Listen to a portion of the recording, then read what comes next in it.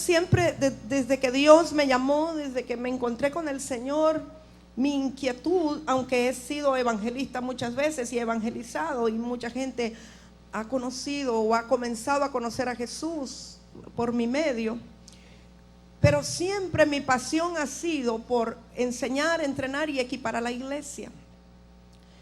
Y a veces uno quisiera sentirse como, ay no, pero si hay tanta necesidad allá afuera, pero en lo que hemos caminado, hemos andado, nos hemos dado cuenta que es más la necesidad que hay adentro que la que hay afuera. ¿En qué sentido? El que está afuera sabe de alguna manera que está mal. Es raro el que estando afuera cree que está bien. Normalmente el que está afuera sabe que está mal, pero no tiene quizá la fuerza en ese momento, no es su tiempo para tener un cambio de vida. Pero en la iglesia del Señor Jesucristo encontramos mucha gente que cree conocer al Señor, mucha gente que cree que está caminando en la verdad, mucha gente que cree que todo lo conoce, todo lo sabe y que está en lo cierto. Y ese es un serio problema, porque usted no puede convencer a un convencido. En realidad no sé ni de quién será esa labor, ¿verdad? Porque cuando decimos que el Espíritu Santo es el que da convicción de error, de pecado y de juicio, dice que es al mundo que le da esa convicción. Entonces yo digo, Señor, y entonces, ¿quiénes son los que le van a dar convicción? A los que están adentro de que en verdad no están en lo correcto. Y viene a mí la imagen de la resurrección de Lázaro. Cuando llaman a Jesús y le dicen que Lázaro está muerto, Jesús sabe que en realidad él no está muerto, sino que duerme, y que eso es para que sea glorificado el Padre. Y Jesús no se apresura mucho por ir a resucitar a Lázaro, él sabe que lo hará. Y cuando llega en el momento que es oportuno, él lleva consigo a sus discípulos.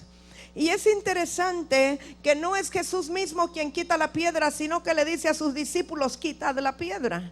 Y Jesús lo único que hace es declarar la palabra, y por el poder de la palabra, cuando dice Lázaro ven fuera, Lázaro sale. Pero igual Lázaro sale envuelto, dicen, en muchas vendas y con un sudario puesto sobre su cara. Y yo tengo la sensación, la percepción o la revelación de que eso representa a una iglesia que se encontró un día con Jesús, pero que está en muerte espiritual, está vendado todavía, está atado, tiene puesto el velo sobre la cara como fue puesto el velo de Moisés, no se le ha rasgado para ver las cosas como son. Y todavía necesita ser liberado, quizá de un espíritu religioso, de legalismo. Pero el Señor, a quien manda quitar la piedra en primer lugar, que es como el estorbo, el obstáculo, es a sus discípulos.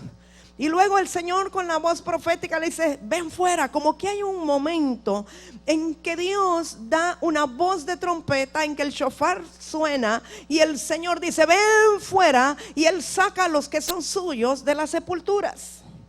Probablemente no todos van a salir, pero hay algunos a los cuales Dios le da la orden de salir y tienen que salir. Pero cuando salen atados de pies y manos y el sudario puesto, el Señor le dice a sus discípulos, desatadles y dejadles ir. Y eso me está viniendo en este momento, no lo tenía acá en mi mente. Entonces son los discípulos los que tienen la comisión de desatarlo y dejarlo ir. Yo siento que ese es mi llamado, si me puedo identificar así, que Dios me lleva quitando piedras, desatando gente, quitándoles el sudario y dejarlos ir. Es decir, no para que sean parte de mi congregación, de mi denominación, de mi ministerio, sino dejarles ir para que sean ubicados por el Espíritu Santo donde el Señor los quiera ubicar. Pero es interesante ver la gran necesidad que hay, porque de alguna manera el mundo está conociendo al Señor a través de la iglesia.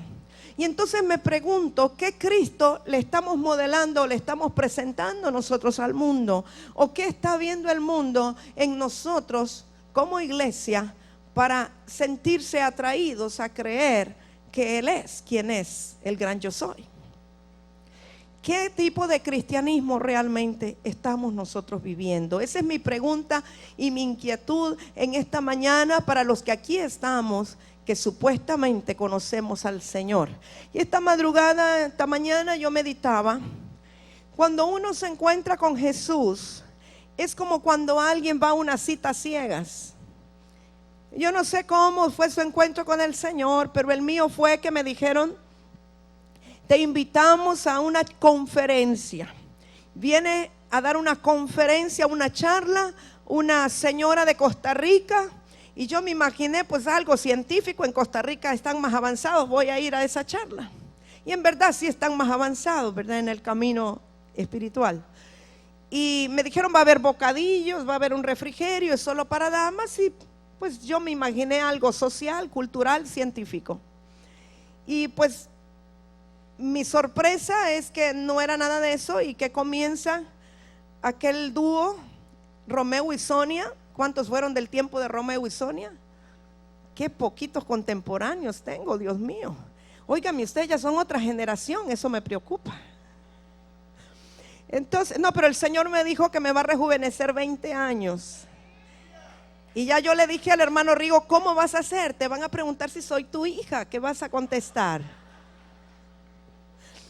Amados, entonces, en ese tiempo, ¿verdad?, de Romeo y Sonia, le estoy hablando de hace casi 22 años. Y ellos comienzan con, nunca olvidaré la guitarra que tenían, porque tenía 12 cuerdas. Era muy especial. Yo decía: ay, qué rara, qué bonita, cómo suena. Pero había una unción tan especial. Y ellos cantaron ese día. ¿Y cómo olvidarlo? Él vino a mi vida en un día muy especial, sanó mi corazón, me mostró un camino mejor. Y esa es la razón por la que digo que vine a alabar a Dios. Y me quedó tan grabado. Y yo, que había dejado de sonreír y había dejado de cantar, comencé a querer cantar, porque aquello era más que una guitarra que sonaba, era más que una voz que hablaba, era la voz del Espíritu a través de aquellos cánticos que estaban penetrando a mi corazón. Pero cuando yo salí de ahí, ciertamente muchas cosas habían impactado mi vida. Fue un día trascendental e inolvidable, el más importante de toda mi vida, porque fue cuando nací de nuevo. Me dio vida el Señor otra vez. Yo estaba muerta en delitos y pecados, y Él me hizo nacer de nuevo del agua y del Espíritu. Y tuve un encuentro trascendental. No fue un encuentro emocional, fue un encuentro para toda la vida. Ese día Dios me impactó, Dios me hizo nacer de nuevo. Él me sanó de úlcera gastroesofágica. Él sanó mi corazón cuando me dijo: con amor eterno te he amado. Y algo comenzó a ocurrir. Pero yo no puedo decir que ese día yo conocí a Jesús. Yo puedo decirle que ese día me encontré con Jesús en el camino, y ese día le comencé a conocer. Es como una cita, cuando a un muchacho le dicen: te voy a presentar una amiga, y a la amiga le dicen: te voy a presentar a un amigo, una cita ciegas. Así más o menos sentí yo que fue lo que ocurrió. La persona que me invitó ya conocía a Cristo y me arregló una cita ciega, solo que el Señor sí sabía quién yo era y con quién se iba a encontrar, como cuando Él se encontró con la samaritana, pero yo no sabía lo que iba. Y entonces cuando se encuentran el muchacho y la muchacha, y de pronto se atraen a primera vista, y ay, qué bueno, allí se empiezan a conocer, ¿verdad, hermano Elías, hermana Abby? Llegan, va a comprar molduras, le bajan las molduras, se le caen, se pone nerviosa, no encuentra las que le piden. Y después le dice: vamos a cenar, te invito a comer. Y allí se empiezan a platicar y empiezan a conocer, ¿verdad que sí? No es que usted le conoce ya. Y eso ocurre con nosotros en el Señor. Tuvimos un impacto, tuvimos un encuentro, tuvimos un toque, pero necesitamos comenzar a conocer quién es Él, ¿verdad? Y si usted quiere llegar a algo, yo me imagino el hermano Elías, la hermana Abby, si quisieron llegar a casarse, tenían que conocer cómo era ella. Ella tenía que conocer cómo era él, cómo reaccionaba, y en el camino tuvieron que modificar algunas cosas, creo yo, para poder llegar a la decisión de que se iban a casar. Y lo mismo pasa con nosotros en el Señor. Y este es un mensaje muy sencillo, pero es muy elemental, pero es muy fundamental. Dios ha estado hablando a mi corazón de la necesidad de modificar algunas cosas de carácter, algunas cosas de costumbres, algunas cosas de cultura, algunas cosas que debemos renunciar a ellas para podernos poner de acuerdo con el Señor y entrar en el molde de Dios para que Él nos lleve por el camino con que Él nos quiere llevar, o donde Él nos quiere llevar, o el que Él determinó para nosotros. Y en ese amor con el Señor hay que ir adaptando cosas, porque un día nos vamos a casar con Él en las bodas del Cordero. Pero Él busca su misma naturaleza en nosotros. Ahora, cuando alguien dice, yo tengo 10 años de conocer al Señor, yo me pregunto, ¿conoce al Señor? Conocer a Dios es algo más profundo que solo palabras. Nosotros acostumbramos a decir, conocí a una persona. No la conoció. Me encontré con alguien o me presentaron a alguien. Pero conocer. Y si no, los casados que me digan cuándo realmente conocieron a la que hoy es su esposa, hasta que llevaban un tiempito de vivir con ella, ¿verdad? ¿Sí o no? Uno cree que conoce. Hay algunos que dicen, hermana, sí, bien, nos conocemos y 10 años fuimos novios, pero en esos 10 años no sabía que le olían mal los pies. En esos 10 años no se daba cuenta que cuando se levanta tiene que usar enjuague bucal. En esos 10 años no conocía que roncaba. En esos 10 años de noviazgo hay muchas cosas que no conoció, ¿sí o no? ¿Cuándo conoce usted verdaderamente a su esposo o a su esposa? Cuando vive con ella, cuando duerme con ella, cuando se levanta con ella, cuando le conoce las malas rachas, las buenas rachas, costumbres que tenía que usted ignoraba que tenía. Allí empieza a conocer quién realmente es. Y el asunto es que cuando ya está usted allí, ya no puede decir, mira que no me gusta lo que conozco. No, entonces tiene que decir, bueno, te amo, yo decido amarte y verdad, vamos a unos a estirar y otros a encoger, ¿verdad? Sabe, conozco un matrimonio que ella roncaba mucho y a él le molestó y nunca se adaptó. Y después de muchos años dijo, te voy a mandar a operar porque no te aguanto roncando así. La mandó a operar y ¿sabe qué? Murió en la anestesia y él quedó viudo. Hay personas que no están dispuestas a someterse por amor o a adaptarse por amor. El camino en el Señor es así, mis amados. Hay cosas que ya están escritas, que usted no puede venir y cambiarlas y decir, esto no me gusta, esto se lo voy a cambiar. No, nosotros tenemos que cambiar. El esposo ya está delineado perfecto como Él es. No lo tomen lo natural, estoy hablando del esposo Cristo. El esposo Cristo sí ya está perfecto como Él es. Pero el natural también tiene que encoger y estirar algunas cosas para adaptarnos al modelo del Señor. Pero en este conocer al Señor, amados, mucha gente no es victoriosa en el Señor porque no está dispuesto o dispuesta a renunciar, a moldear, a cambiar cosas, actitudes, costumbres y cultura para agradar a su amado. Y en este caminar, la única opción que tenemos es cambiar nosotros. Él ya no va a cambiar, porque ya está escrito que Él es un Dios inmutable, en el cual no hay mudanza ni sombra de variación. Él no cambia, no va a cambiar. Él es el mismo ayer, hoy y por los siglos. A quien le toca cambiar es a usted y a mí. Necesitamos conocerle y moldearnos nosotros a la naturaleza de Él, para producirle alegría, contentamiento y gozo a Él, para adaptarnos nosotros a Él, para encajar nosotros con Él. La piedra angular ya está puesta, nosotros vamos a encajar sobre Él, que es la roca. Aquí no hay de que vamos a transar, Señor, mira, yo te doy y tú me das. No, aquí no hay eso. Ya está definido como Él es. Nosotros somos los que tenemos que cambiar. Yo quiero que usted lea conmigo algunos versos, por favor. San Juan 17:3. Le voy a dar uno que otro verso nada más para reforzar el sentido o el pensamiento de lo que le quiero transmitir esta mañana. San Juan 17:3 dice: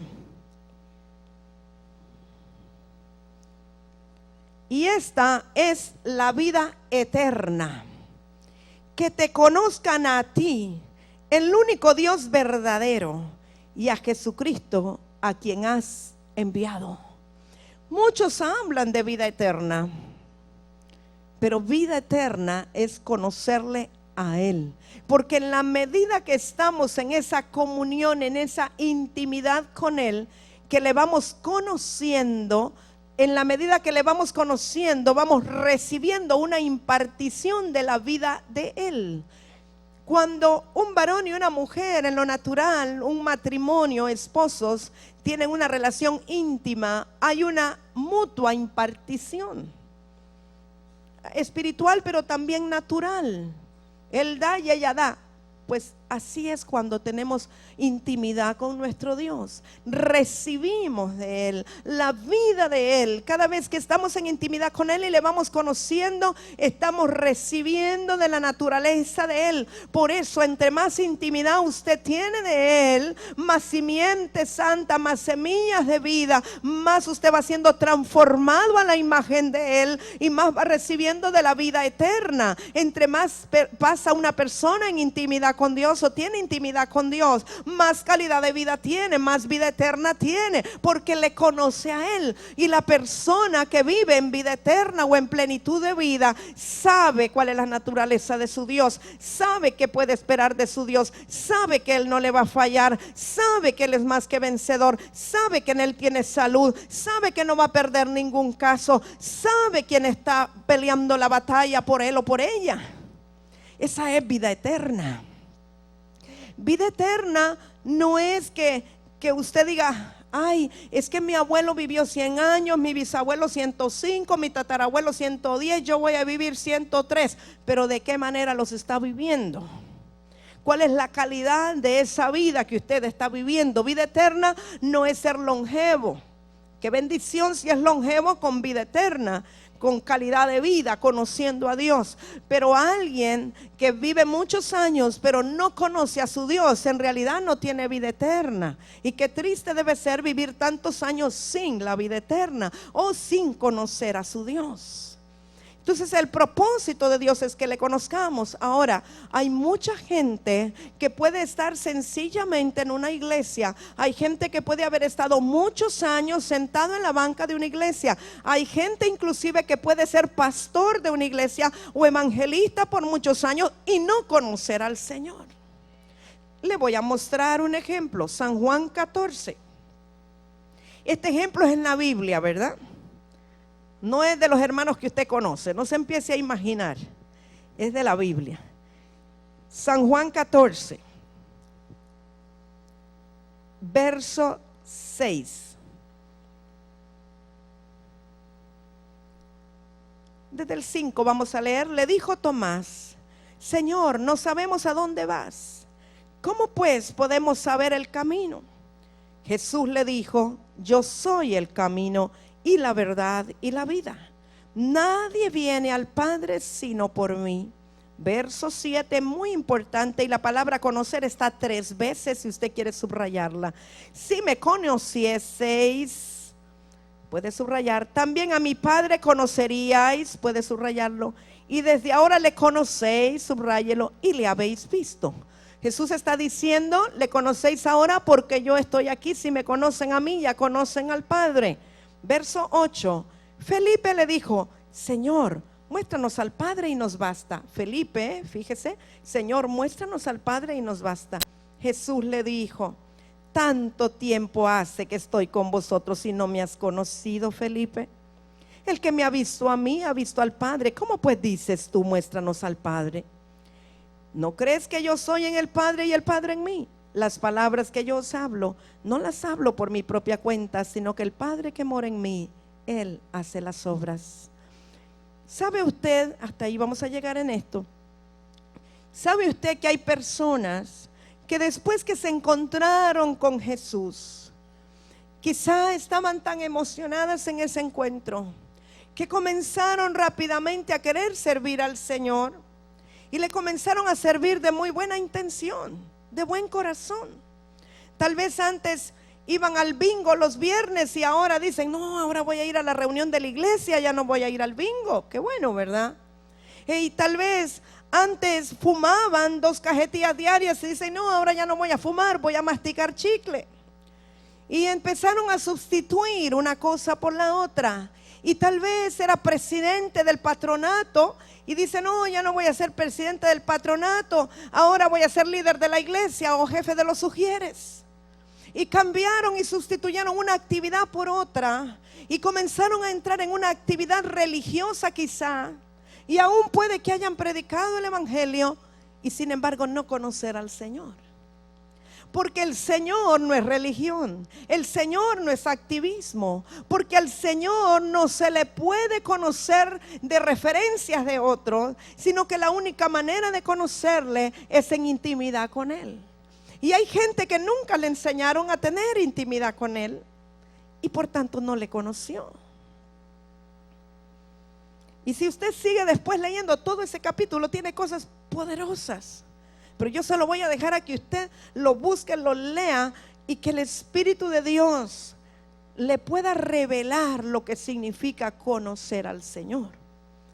Ahora, fíjese que el Señor Jesús les habló a los discípulos acerca de algo que ya estaba escrito por el profeta Jeremías, que Dios le había dicho al profeta Jeremías, que tiene que ver con el nuevo pacto. Mucha gente está en la iglesia pero sigue viviendo el antiguo pacto y no han comenzado a vivir el nuevo pacto. Ahora, Jesús ya selló el nuevo pacto con el derramamiento de su sangre. La pregunta es si nosotros hemos entrado en esa relación de pacto. ¿Cuántos saben que el matrimonio entre un varón y una mujer es un pacto, no un contrato? El pacto es indestructible. El pacto no se puede romper.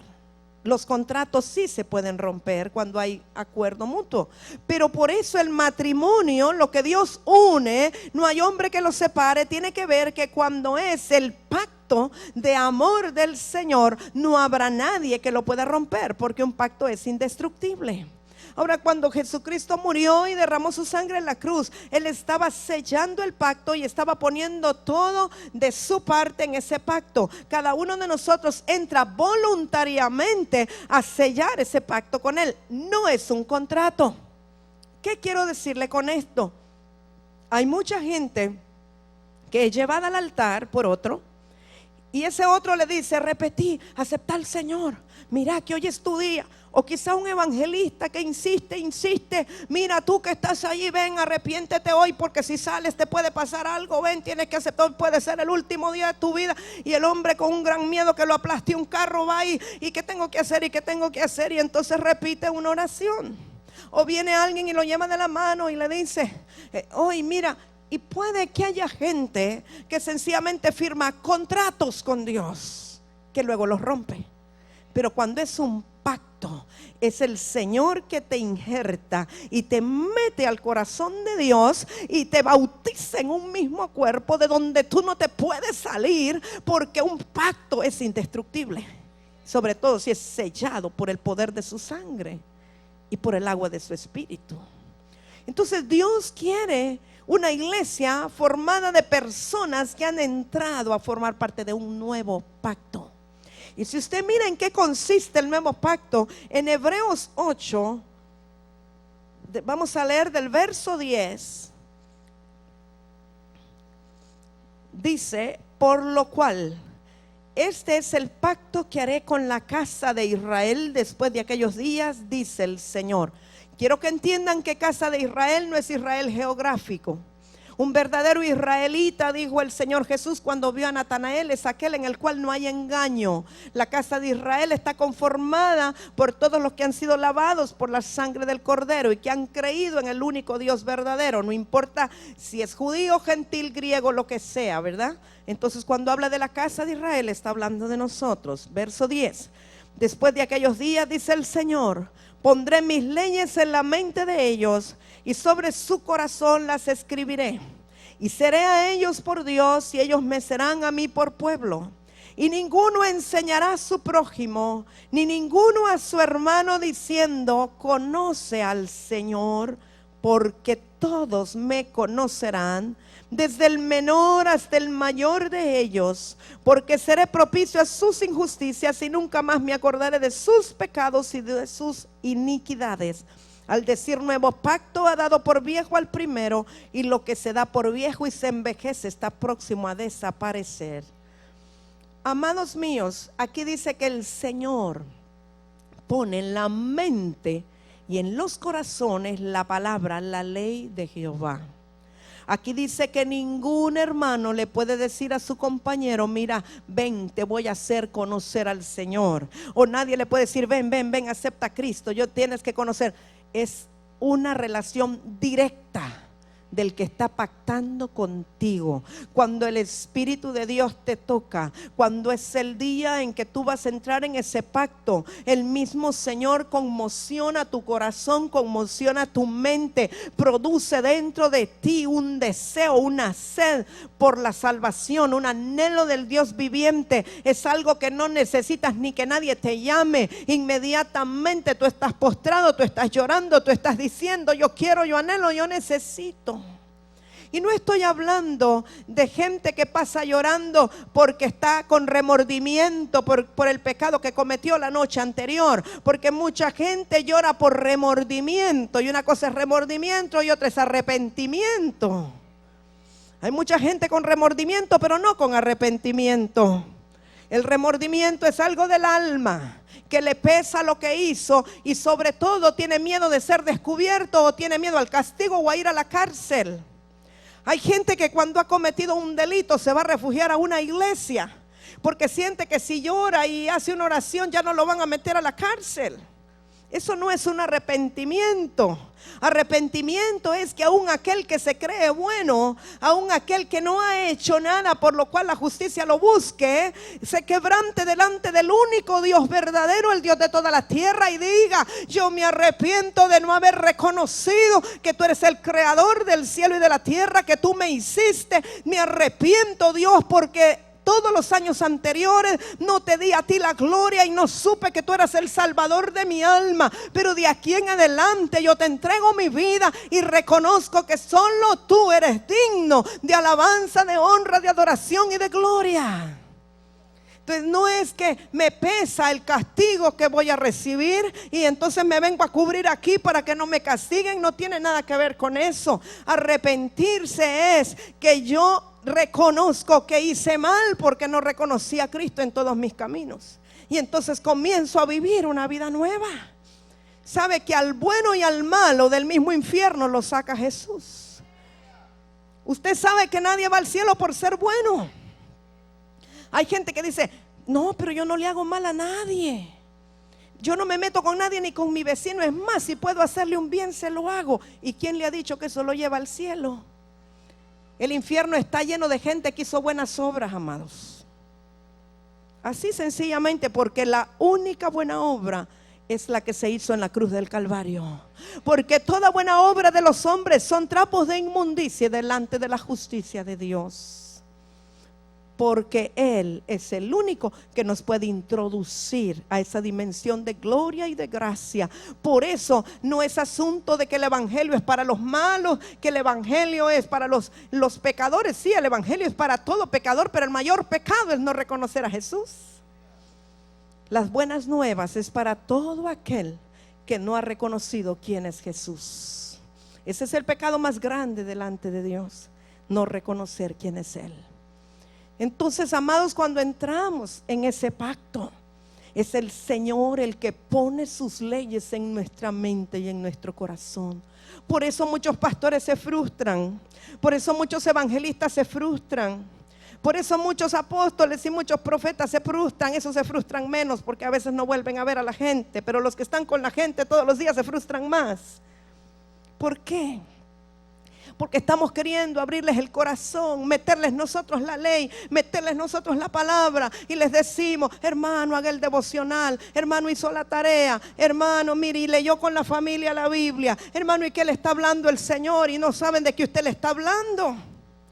Hay gente a la que usted le pregunta: ¿y qué cosas le está hablando Dios ahorita? Y lo quedan viendo como marciano. Hablando Dios, no. La última vez que Dios habló fue a través de Juan el Bautista. No saben de qué usted le está hablando. No, pero ¿de qué le está hablando el Señor para su congregación? Pues tenemos ayuno y oración congregacional el viernes. Vamos a tener reunión de todas las congregaciones de la denominación dentro de un mes. No, pero el Señor, ¿de qué le está hablando? Y Él ni siquiera sabe de qué usted le está hablando, porque no conocen a Dios.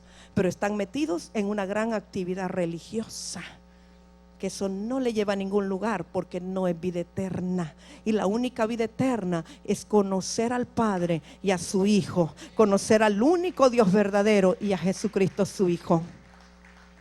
Pero cuando has conocido al Señor, cuando le conoces, es porque Él puso en tu mente y en tu corazón su palabra, sus leyes. Él es el que te mueve a vivir en obediencia. Él es el que te mueve a hacer las cosas por amor a Él, ni siquiera por disciplina humana, hermano mío.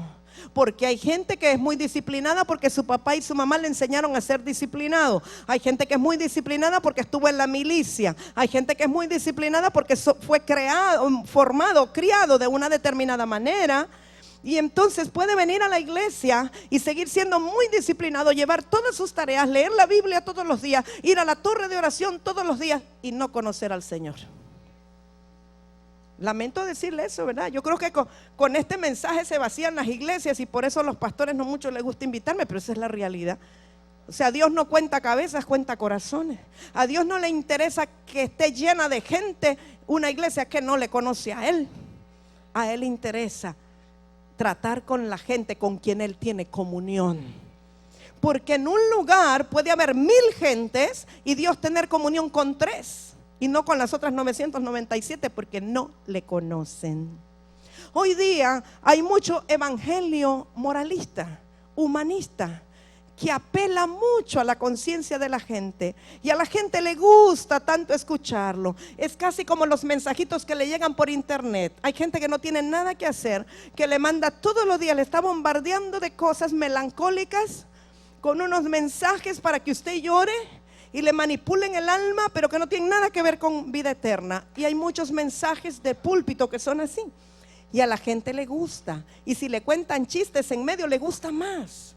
Y se llenan las iglesias así de gente y hay 10,000, 20,000, 30,000, pero la gente no conoce al Señor.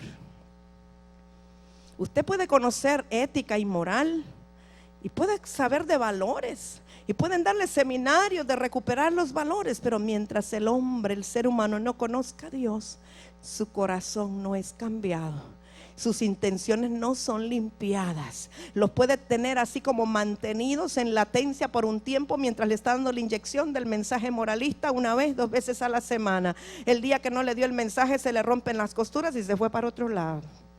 Porque lo único que te mantiene dentro del pacto es que Jesús haya escrito sus palabras en tu mente y en tu corazón. Es Él el que lo hace. Es la obra del Espíritu. Nadie puede conocer al Señor a través de otro, ni por impactante que sea el testimonio de alguien, tú no puedes conocerle, porque tu experiencia con Dios va a ser diferente que la de tu compañero, que la de tu vecino, que la de tu esposo, que la de tu hermano. Por eso la Biblia es tan clara que dice que estarán 2 moliendo, uno será dejado y otro será quitado. O sea, no porque tú andes ahí de la mano de alguien, no porque andes en la argollita que van juntos para todos lados, los 2 van a tener la misma relación con Dios. No tiene nada que ver. Es un Dios muy personal. Es un Dios muy particular. El trato de Dios conmigo es diferente al trato de Dios con mi esposo y con mis hijos. Cada uno tiene una relación personal, individual y particular. Y aún la demanda de Dios es diferente para cada uno. Al que mucho se le ha dado, mucho se le demandará. Dios demanda en la medida de la gracia que cada uno ha recibido. Dios no es humano para demandar como nosotros. ¿Saben los sistemas evaluativos de las escuelas? Todos demandan un cierto porcentaje. Y yo creo que eso no puede medir para nada la inteligencia de nadie. Me perdonen los que usan esos sistemas, ¿verdad? Un día serán cambiados. Pero no se puede. Usted no puede medir, porque inteligencia está compuesto de una gran cantidad de habilidades y destrezas en diferentes áreas. Porque Dios es multiforme. La sabiduría divina es multiforme. Y no podemos nosotros medir con un porcentaje. Dios se ha de reír de los que evalúan de esa manera, porque Él tiene su manera de ver las cosas. La belleza de la perspectiva de Dios no es la misma suya. El parámetro que uno tiene de lo que es belleza es muy diferente de lo que Dios piensa que es belleza. O sea, necesitamos la perspectiva divina. Y necesitamos conocer a Dios y el corazón de Dios para poder pensar y sentir como Él piensa y como Él siente. Solo entonces tendremos una iglesia victoriosa, cuando los que estamos unidos estemos de verdad en la vida eterna conociendo al Señor. Cuando el apóstol Pablo llegó a Atenas, yo creo que usted sabe de qué le voy a hablar. Mire allí en el libro de los Hechos. Vamos a ver Hechos. Cuando él llega a Atenas, al Areópago.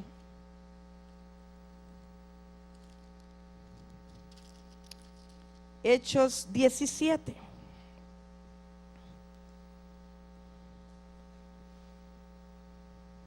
Recuerde que en este tiempo del apóstol Pablo estaban en boga las filosofías, los sofismas, la dialéctica y la elocuencia y las tribunas para dar impresionantes discursos. Y este es el tiempo en el cual se desarrolló el ministerio del apóstol Pablo. Y Pablo era un hombre letrado y era un hombre con sabiduría humana y con conocimiento humano. Pero qué lindo que el apóstol Pablo se da cuenta que él no puede conocer a Dios a través de esa sabiduría humana o de ese conocimiento humano. Y en el libro en los Corintios habla mucho de eso, y en Romanos también. Y él dice que él está dispuesto a renunciar a todo, a dejarlo todo a un lado, a tenerlo todo por basura. De hecho, la palabra que usa no es basura, es excremento en el original.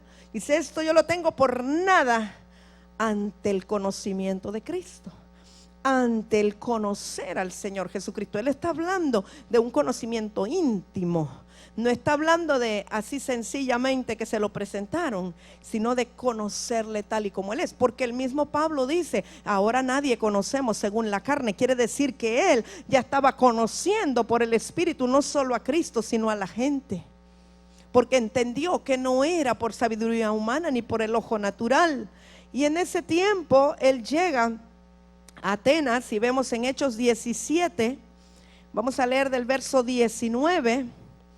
Dice: y tomándole, le trajeron al Areópago diciendo: ¿podremos saber qué es esta nueva enseñanza de que hablas? Pues traes a nuestros oídos cosas extrañas. Queremos pues saber qué quiere decir esto. Porque todos los atenienses y los extranjeros residentes ahí en ninguna otra cosa se interesaban, sino en decir o en oír algo nuevo. Quiero pararme un momentito ahí.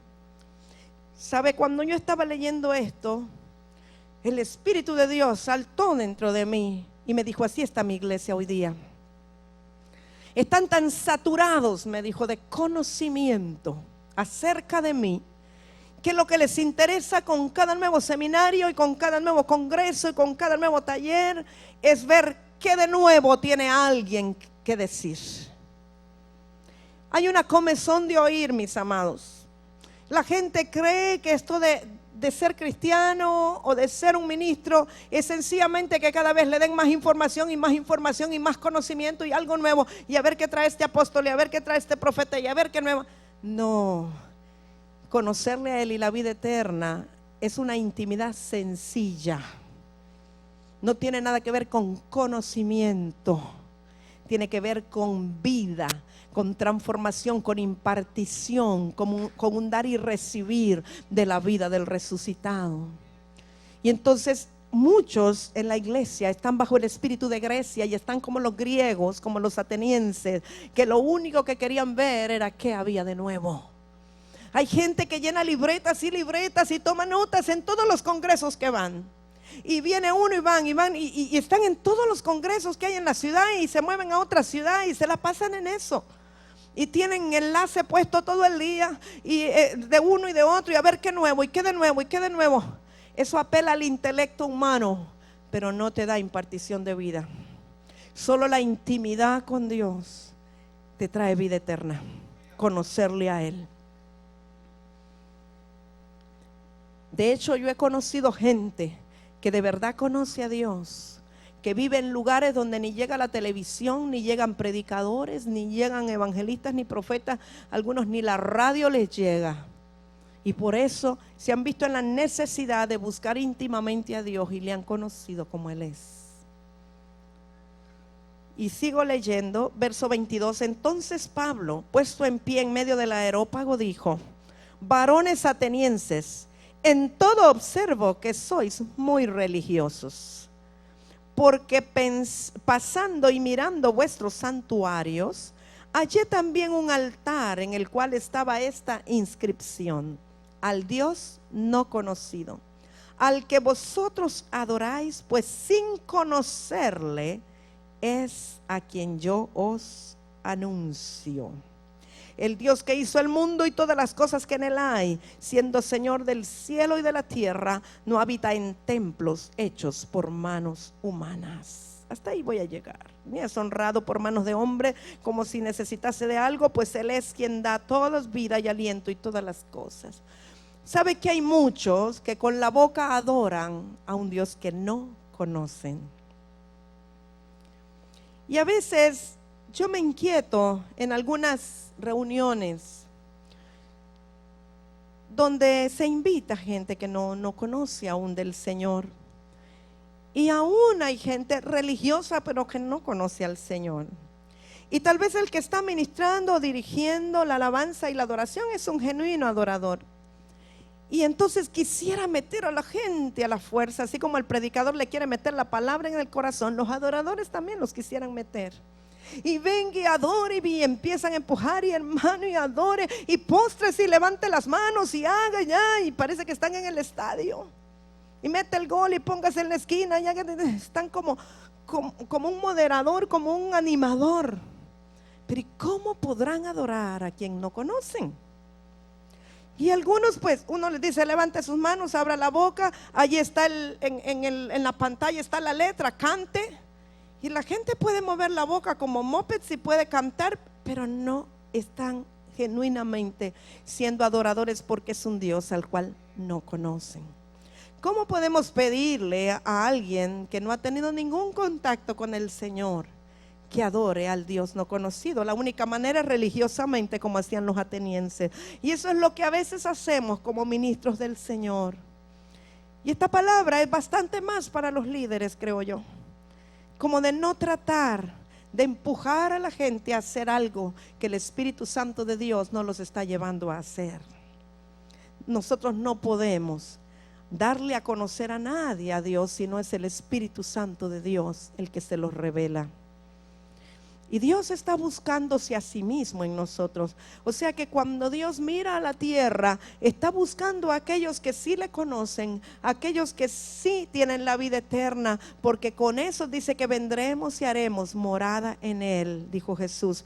Y cuando dijo: mi Padre y yo vendremos y haremos morada en él, está hablando que a través del Espíritu Santo vendría para morar y habitar en nuestro corazón, pero que él se busca a sí mismo en nosotros. Él busca su misma naturaleza. Él busca a los que le conocen, a los que tienen la vida eterna, amados. Y sabe, esto es, vaya ya a Corintios, seguimos con el apóstol Pablo. Quizás sea lo último que vamos a leer. ¿Está bendecido, hermano? No oigo, no le veo, sí le veo, pero no siento si está respirando.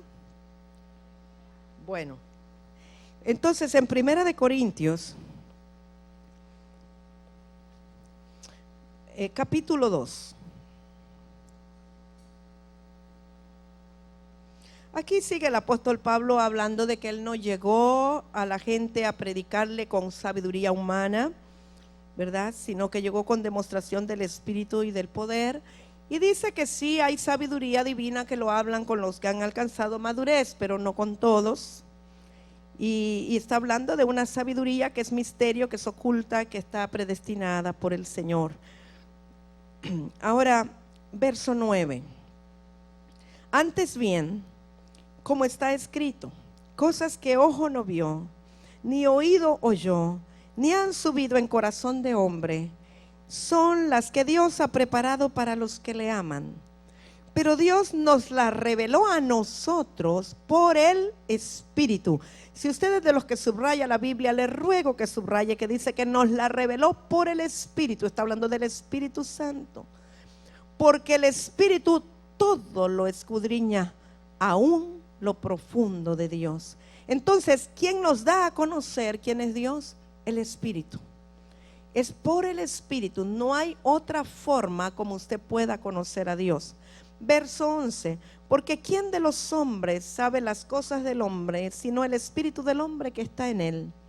Así tampoco nadie conoció las cosas de Dios, sino el Espíritu de Dios. Y nosotros no hemos recibido el espíritu del mundo, sino el Espíritu que proviene de Dios, para que sepamos lo que Dios nos ha concedido. Lo cual también hablamos, no con palabras enseñadas por sabiduría humana, sino con las que enseña el Espíritu, acomodando lo espiritual a lo espiritual. Amados, normalmente, cuando es sabiduría humana la que se habla, hay palabras rebuscadas y hay muchas cosas que apelan al intelecto de la persona. Pero cuando es la sabiduría divina, la que viene del Espíritu, produce un impacto en el espíritu de las personas. Y cuando es el Espíritu Santo el que habla a cada uno de nosotros, Él nos va a revelar la naturaleza de Dios, porque Él es el único que conoce las cosas desde la eternidad. Porque desde el principio el Espíritu Santo de Dios se movía sobre la faz de las aguas. Y dice que lo hace a través del Espíritu nuestro que está dentro de nosotros. Entonces es tan importante la certeza y la convicción de que realmente nacimos de nuevo, que el Espíritu Santo está dentro de nosotros y que Él es el que nos puede revelar al Padre. Y si conocemos al Padre, conocemos al Hijo, o si conocemos al Hijo, conocemos al Padre. De hecho, el Espíritu Santo nos lleva a toda verdad, y Cristo es el camino, la verdad y la vida, y Él es el camino al Padre. A través del Espíritu Santo usted conoce a Cristo. Cristo es la salvación, pero es el camino que lo lleva al Padre. Y si usted conoció al Hijo, ya conoció al Padre, porque son lo mismo, son un solo Dios. El asunto es tener la seguridad que es el Espíritu Santo el que mora dentro de nosotros. Tener la certeza que estamos viviendo dentro de un nuevo pacto, no en un sistema religioso, sino en un nuevo pacto sellado por la sangre del Cordero, y que es Él el que está poniendo sus leyes en nuestras mentes y en nuestros corazones. Yo no sé si a usted le ha pasado, pero yo lo he vivido. Muchas veces el Espíritu Santo de Dios me trae algo a mi mente o a mi corazón, un deseo, un anhelo, una revelación, una verdad, un conocimiento de sabiduría de Dios, y yo nunca lo he leído en la Biblia, o por lo menos no lo recuerdo, pero es algo que salta a mi espíritu y yo me regocijo porque estoy recibiendo algo de Dios, y a veces lo anoto. Y ya luego a los días estoy leyendo la Biblia y me encuentro que estaba allí. O sea que aunque no hubiese leído la palabra, el Espíritu de Dios me está trayendo la palabra misma y me está impulsando a que yo viva conforme a esa palabra y a esa revelación, porque es parte de la naturaleza de Dios. Y cuando nosotros estamos en esa intimidad con nuestro Dios y le estamos conociendo, podemos tener la seguridad que estamos viviendo en vida eterna, y podemos tener la seguridad que el Señor nos estará revelando las cosas que ojo no vio, ni oído oyó, ni han subido en corazón de hombre, pero que Él las tiene reservadas para los que le aman, y nos la ha revelado a nosotros por su Espíritu Santo. Y si Él nos revela a nosotros las cosas que Él está por hacer, o las cosas que Él quiere hacer, podemos constituirnos en colaboradores con Él para que el ministerio sea efectivo o el servicio a Dios sea efectivo. Cuando nosotros no tenemos la revelación de las cosas eternas o de los misterios divinos, empezamos a hacer cualquier cosa sin dirección, aunque seamos ministros ordenados, aunque nos hayan nombrado líderes, pastores, lo que sea, pero empezamos a hacer cosas que nos parece bien a nosotros, cosas de sabiduría humana, cosas de lógica, cosas que son por el parecer, o cosas que por el razonamiento o por la experiencia previa, porque éramos administradores o porque éramos científicos o porque éramos abogados, pensamos que eso podría funcionar, pero no tiene nada que ver con la sabiduría divina. Porque la sabiduría divina no es lógica, ni tiene nada que ver con la forma griega de enseñar en las universidades. El Espíritu Santo nos lleva a la verdad por la revelación de la palabra misma y de Cristo, que es la palabra. Ahora, nosotros necesitamos, yo creo que todos anhelamos conocer a Dios de esa manera. Y no seguir adorando a un Dios no conocido, sino conocerle a Él para adorarle porque le conocemos. Y cuando le conocemos, el primer impulso de nuestro ser es adorarle, postrarnos ante Él y reconocer su grandeza y su majestad. Y entre más le adoramos, más le conocemos. Y entre más íntimos estamos con Él, más vida eterna tenemos. Y entre más vida eterna tenemos, más queremos seguirle conociendo. Porque sabe, Él es inconmensurable, en Él no hay límite. Usted nunca terminará de conocerle. Es un ciclo. Estará todavía en la eternidad, en las bodas del Cordero, y estará Él sirviéndole el vino y estaremos comiendo con Él y seguiremos conociéndole.